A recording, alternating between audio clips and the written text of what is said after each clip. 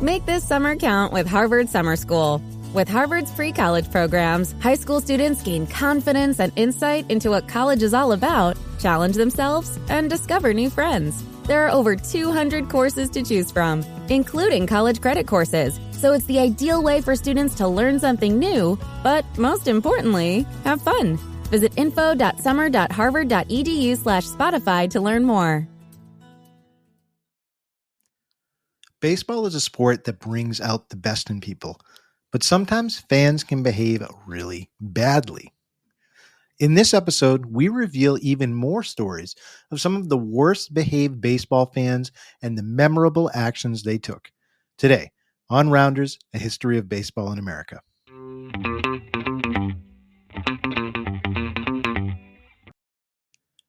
Hey, baseball fans, and welcome to the show.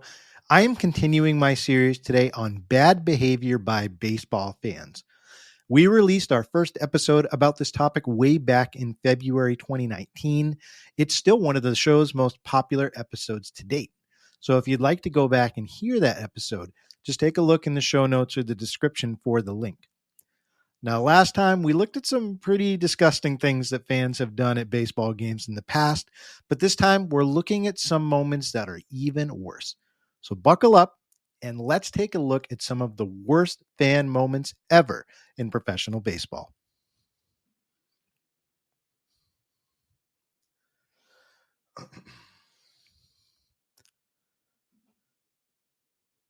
For our first story, we are traveling back to 2021 at Yankee Stadium.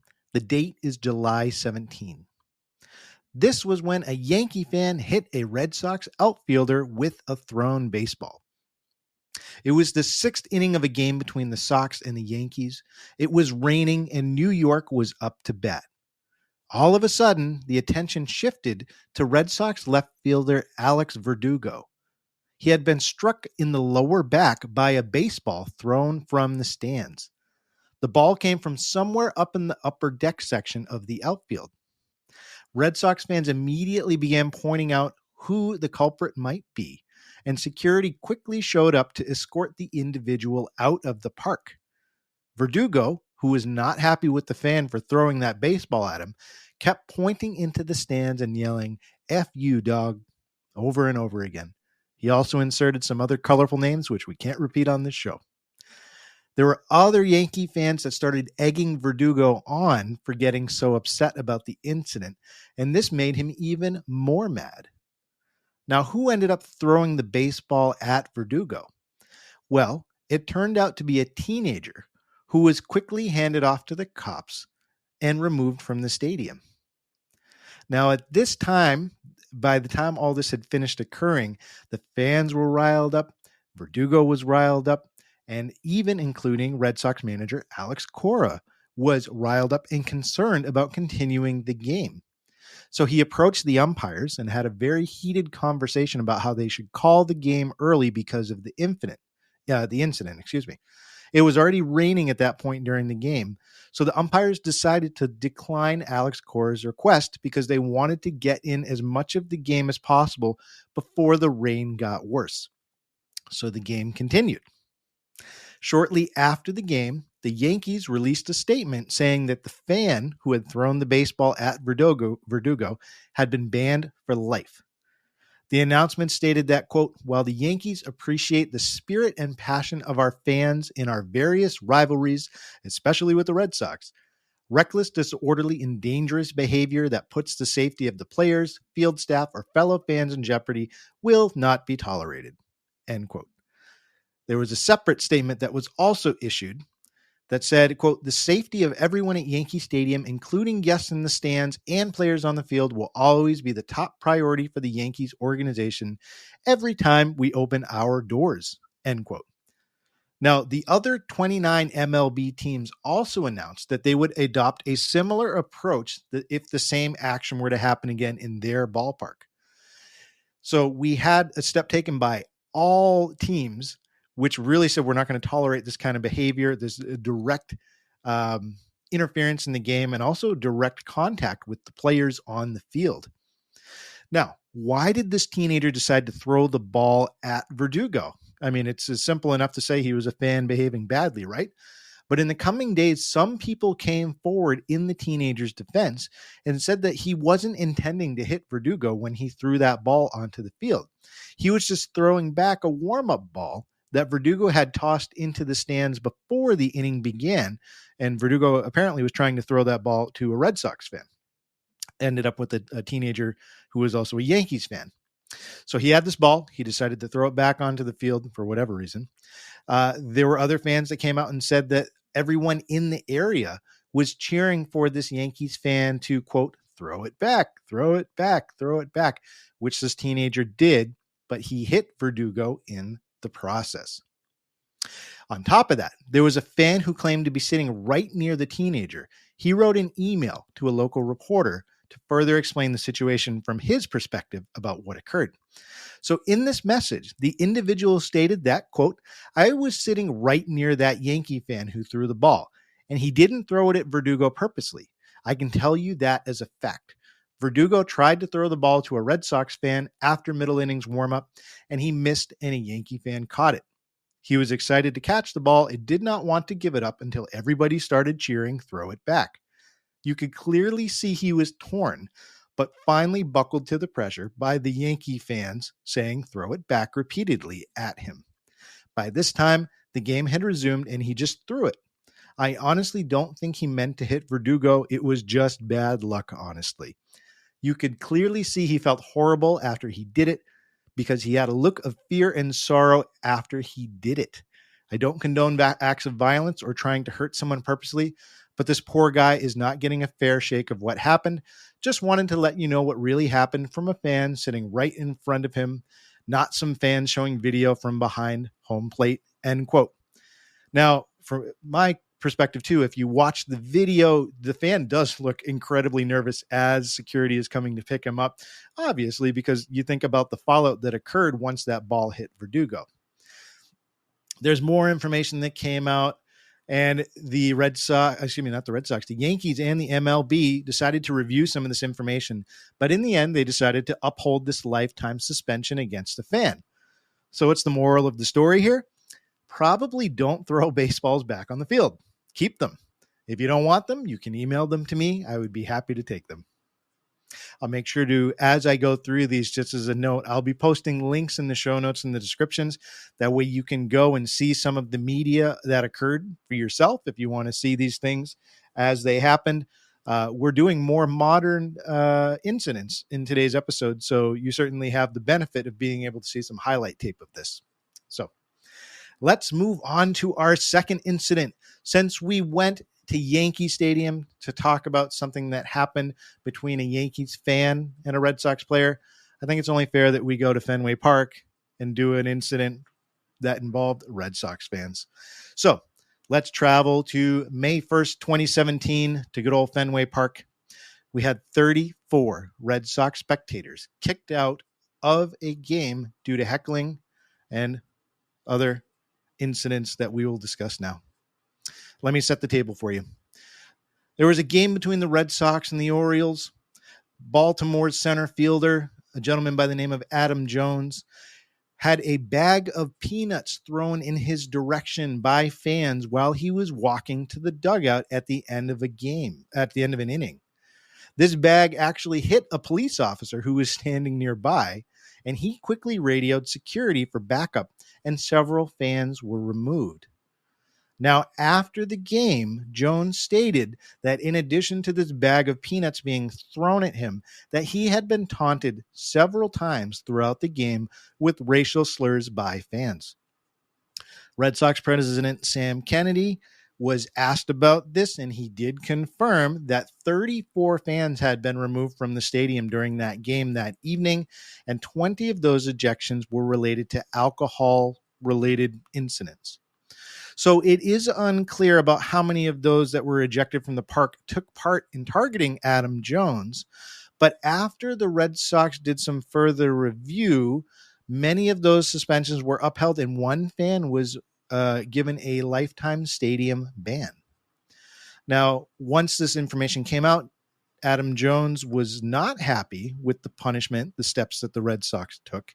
And he released a statement saying, quote, "It's pathetic. It's called a coward. What they need to do is that instead of kicking them out of the stadium, they need to fine them 10 grand, 20 grand, 30 grand, something that really hurts somebody. Make them pay in full. And if they don't, take it out of their check," end quote. And Andrew also did an interview with the Players Tribune about that day, recalling it. And I'll make sure to include a link to that as well. It's enlightening to hear his experience dealing with racism during his professional baseball career and a little bit more about that day. Now, it certainly saddens me as a Red Sox fan to recount this story. It certainly was a low point for my fellow fans, and we have to lead the way in doing better. Overall, we had a situation where racist terms were used against a player. We had a situation where something was thrown at this player. That behavior is absolutely not acceptable. I'm glad to see that fans were removed. But again, Red Sox fans and MLB fans in general, we have to do better. Ladies and gentlemen, we've gone through 2 incidents involving fans behaving badly. I have 2 more for you coming up. Don't go anywhere. We're going to take a quick break for the 7th inning stretch.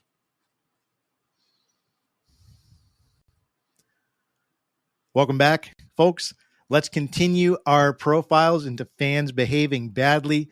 We decided to focus on a Red Sox-Yankees incident, and then we went to Fenway Park and focused on an incident involving the Red Sox at a game when they were playing the Baltimore Orioles. So we're going to continue on, and we're actually going to go even closer to present day. This incident occurred in 2019, October 27th, 2019, at Nationals Park in Washington, D.C. What occurred? Well, some models were banned for life for flashing TV cameras. It was Game 5 of the 2019 World Series between the Astros and the Nationals. It was the 7th inning, and Garrett Cole was on the mound for Houston.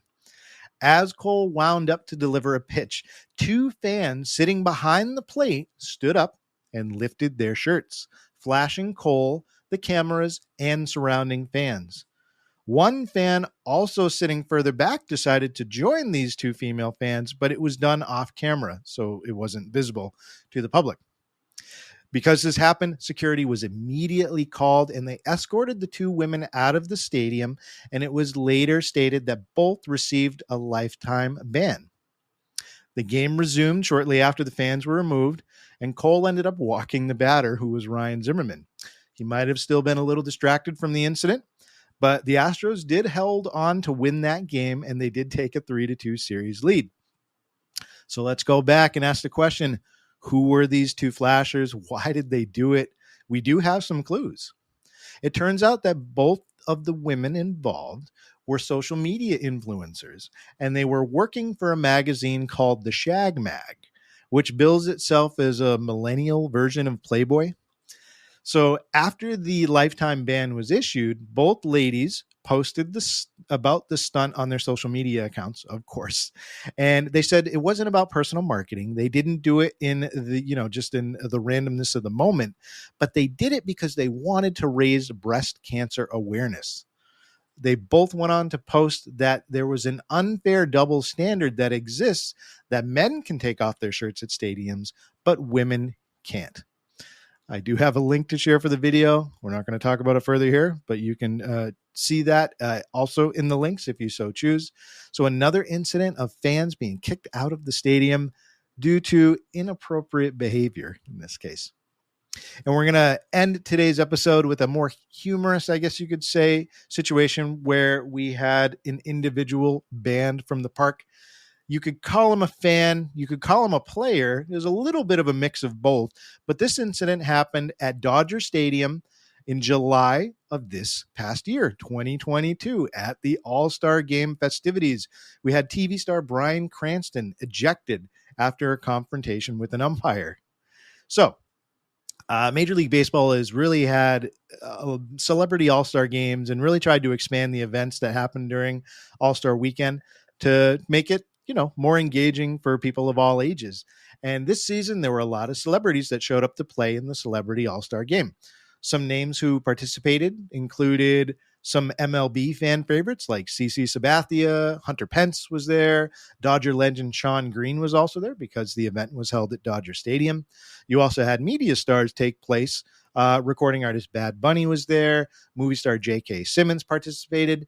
And another individual who is a huge baseball fan and legendary actor Bryan Cranston participated.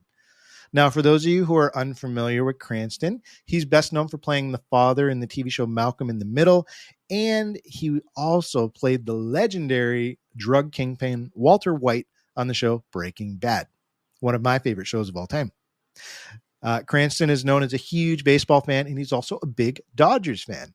Well, this fan got the chance to play in a quasi game, I guess you could say, in Dodger Stadium, and he took advantage of that. So Cranston was playing on one of these teams, celebrity teams, and he was up the bat. It was the middle of the game. He took a pitch looking, and the umpire called it a strike. And Cranston turned to the official and didn't like the call, and a verbal exchange ensued.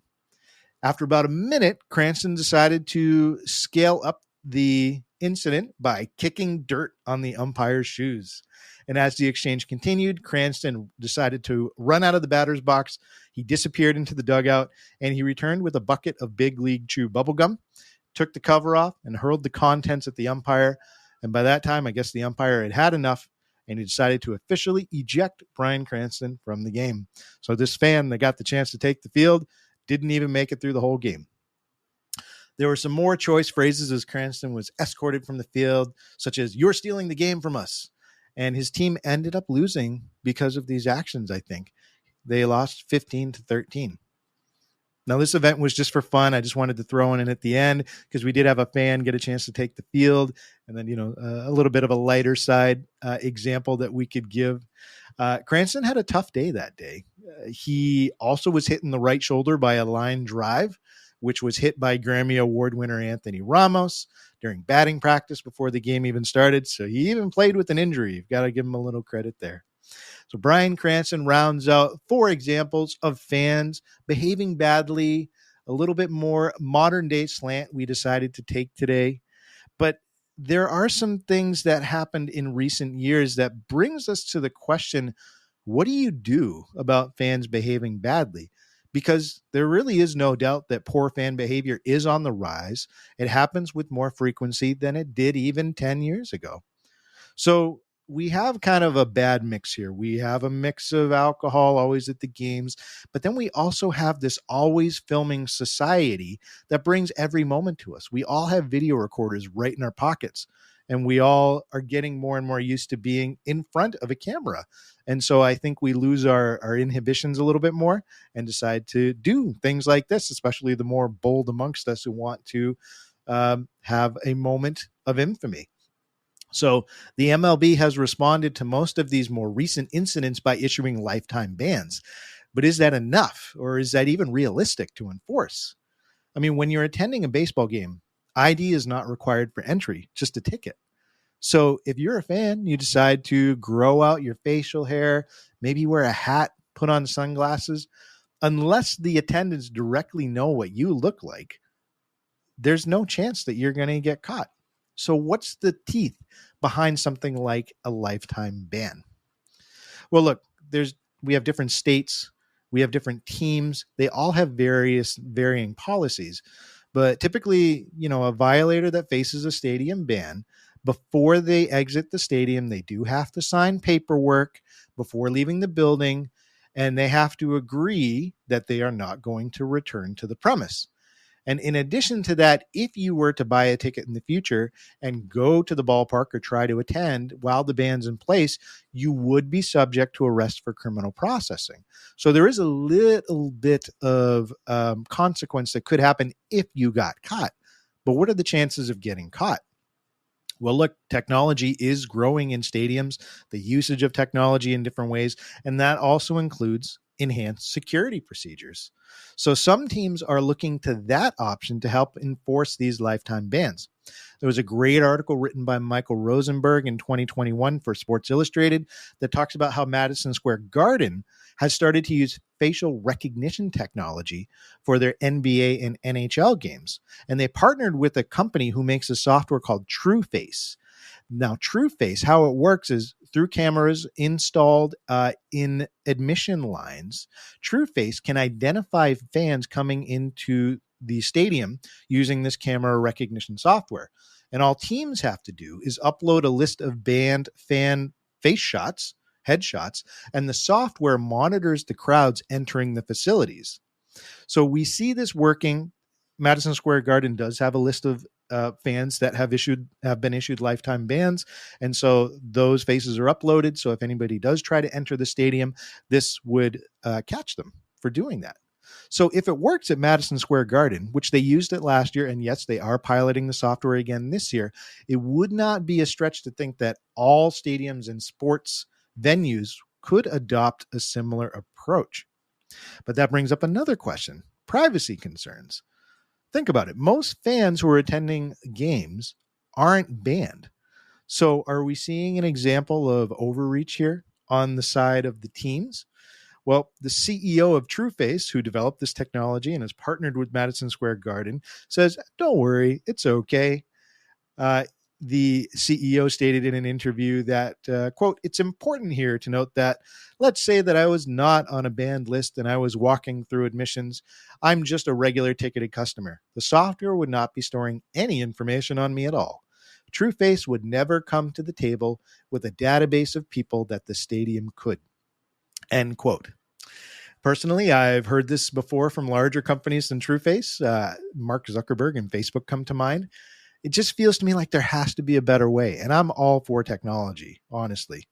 So for what it's worth, what does Rounders recommend to deal with the increase in fans behaving badly? Technology is something on the table. I think it would have to be very, very transparent in terms of how they collect information. But just for sake of argument, why don't stadiums move towards moving past lifetime bans and actually start instituting harsher punishments for some of this behavior? Put arrests, put harsher fines, and put possible sentencing on the table. The reason I think that harsher penalties would work and expanding beyond lifetime bans is we already have an example of how taking harsher steps can curb bad fan behavior. Let's look at streaking. Streaking was once a big issue in sports. It happens way less now. If we stop and think about why, we look at the fact that there are much harsher penalties for individuals that engage in this behavior. So the fines for most sporting events, if you go streaking, are incredibly high. We're talking thousands of dollars that you would have to pay. And on top of that, because these are family events, some states have put into effect that streakers can end up on a sex offender registry for taking that action. So if you take a similar approach to other actions that place players in harm's way, I think that you would see some of the situations that we mentioned today decrease in frequency too, because there's actual liability that the person faces as opposed to kind of a ban that may or may not keep them from the stadium in the future. So that's our take on it, ladies and gentlemen. I would love to hear what you think might be the answer to curtailing some of these increases in poor fan behavior at our stadiums. Please feel free to reach out to me. You can email us at rounderspodcast@gmail.com. You can send us a comment on social media. We're on Instagram, we're on Facebook, we're on Twitter at Rounders Podcast. You can leave me a voicemail, which I'm happy to play on the show. There is a link to that in the show notes. And together, I think as fans, we all agree that we love this sport. We want to find a way for people to have fun, but also to keep the other fans and the players safe at the same time. So, ladies and gentlemen, thank you so much for joining me for another episode. And remember, as we always end the show with, there are only two seasons, winter and baseball. We'll see you next time.